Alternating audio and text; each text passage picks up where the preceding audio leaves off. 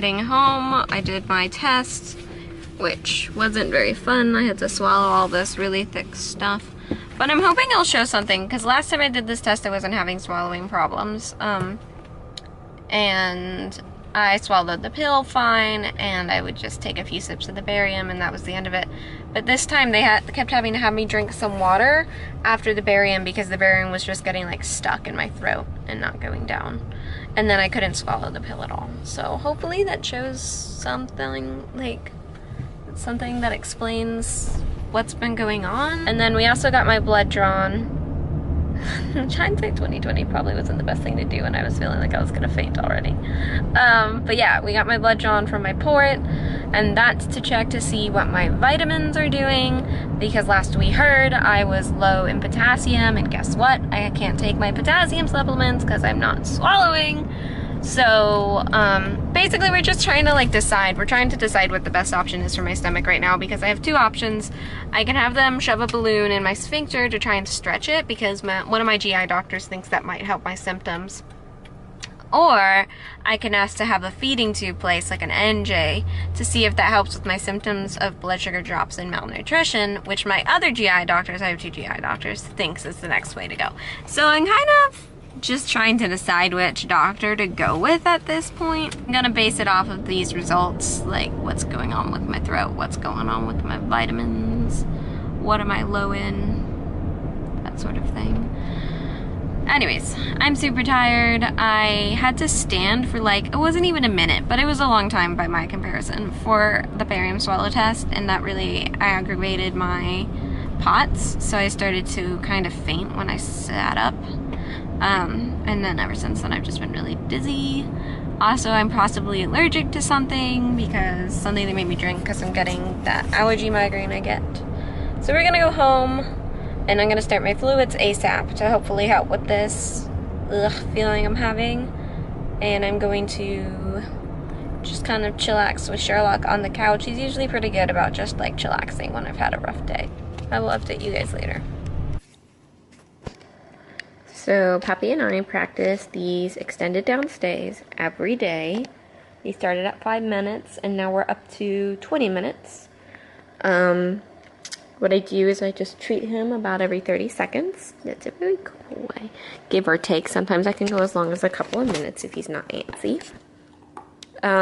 He's gotten really good at holding the down, but the problem I have is that he doesn't settle, which is obviously ideal for a service dog, because you're going to want them to settle if they're like in a restaurant or something, not be super hyper focused. But I'm super proud to announce that today he has started to fall asleep during his down stay. So I want to see if I can capture it on camera, but I'm not sure if I can, because every time I pull out the camera he like gets up, because he's still learning, you know, he's a puppy. So I'm just going to leave the camera on, and we'll see what he does.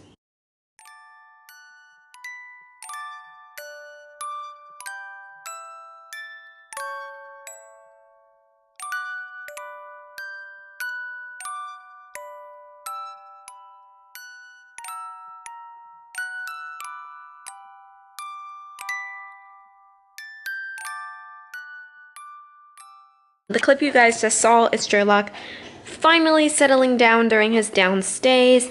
So the toughest thing, at least in my opinion, there are a few tough things to teach service dogs, and the two big ones are heel and extended down stays. At least that's my experience with Rudy. One of the first things I start teaching my pups are those two things. I start working on heel, or rather leash manners, and I start working on down stays. So with Sherlock, what I've been doing is slightly different than what I did with Rudy. I've just been starting him on short intervals. I started him with 5 minutes, and at first I was treating him about every 10 seconds, and it seemed like it was never gonna like go beyond that. Now I am doing 20 minutes, and I treat him about every 30 seconds, but sometimes it can go as long as 5 minutes without treating him, because what I really just do is treat him when I see him get distracted and start thinking about going up and then redirect himself. I treat him then.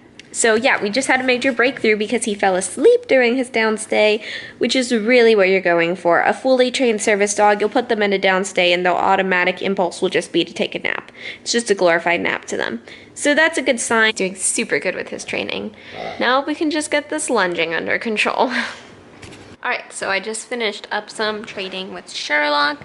We're actually going to be meeting with his trainer this week. I think it should be interesting because we mostly just have been working really hard on his leash walking and just established skills like sit, down, stay. So there's not really like a lot of new stuff to show the trainer. So I don't really know how that's gonna go. I definitely want to talk to the trainer about his lunging because I do not feel that the current method we're using to correct his lunging is working for Sherlock personally, which is fine. Dogs are all unique and they all need different methods. So, but yeah, I just finished up some heel training because we're teaching him how to heel. Right now we're just teaching him the position and getting him to the point where he can go into that position on his own. And then we will work out actually teaching him to heel while I'm in motion. He's doing pretty good at that considering his age. Puppies his age have a tough time, right buddy? Say the vlog can't even see me because I'm just a dark shadow. I was gonna say, what the heck is that? Ah! It is the light so that when we go for a walk, nobody runs over us. Okay. Yeah, so we're gonna take Sherlock on a walk now. What? You excited, Peppers? Yeah. He's always excited for his walk. Alright, I took Sherlock for a walk. It went pretty well. He's walking really well on the leash for the most part, but we're still having some issues with lunging. Today was like, I think the first windy day we've had, that we took him out on a walk, and there are these leaves on the ground, and the wind blew, and the leaf kind of just like skirted along like it did, and he really lunged at it, and I could not get his attention, which is kind of scary for me, both as a trainer and as a disabled person, because as a trainer, we've been working on his lunging for nearly a month now, and I haven't seen really any improvement. And as a disabled person, if he continues that habit as he gets any bigger, he could really injure me, and that's like not a joke. I can't be taking that lightly. So when we see his trainer on Thursday, I'm going to be having a serious conversation with him about switching up our training methods for the lunging, because what we're doing right now isn't working. And I really don't think it's Sherlock's fault. I think it's, you know, as his trainer, it's my responsibility to say, yeah, this method isn't working for him, and I think we're at that point with the lunging. With everything else we're doing though, he's really responsive. He's super responsive to his extended stays. Admittedly, I've kind of slacked on the heel in place training, so he hasn't quite gotten it yet, but I do see him responding well to it.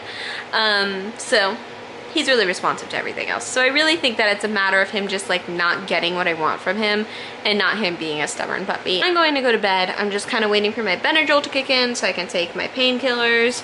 That barium swallow study I did today has left my stomach pretty upset, so I'm gonna definitely be using my heating pad tonight. And yeah, that's about it. You want to say goodnight to the vlog, Rudy? Rudy, who still spends every night with me. Alright. Good night.